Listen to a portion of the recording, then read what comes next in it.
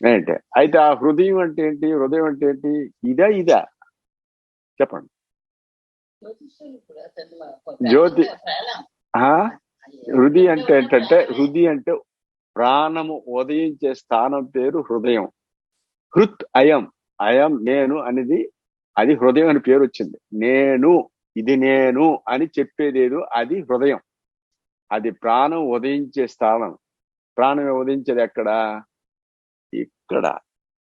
ఏంటి, మన శిశువు తల్లి గర్భం నుంచి వచ్చినప్పుడు, బయటకు వచ్చినప్పుడు శ్వాస ప్రారంభమైంది ఎక్కడి నుంచి అంటే ఇక్కడి నుంచి కాదు. ఏంటి కాబట్టి హృదయంలో నేను అందరి రూపంలో ఉన్నాను. ఏ రూపంలో ఉన్నాను? జ్యోతి రూపంలో ఉన్నాను. ఆ జ్యోతి రూపంలో ఉండే దాని పేరే, దానికే 18 అధ్యాయం ఏం చెప్పారంటే, ఈశ్వర సర్వభూతానాం హృదయేశేర్జున తిష్టతి భ్రామయన్ సర్వభూతాని యంత్రారూఢాని మాయా. ఈశ్వర సర్వభూతానాం, ఈశ్వరుడు అన్ని జీవుల హృదయంలో ఉన్నాడు. హృదయేశేర్జున తిష్టతి, ఓ అర్జున హృదయంలోనే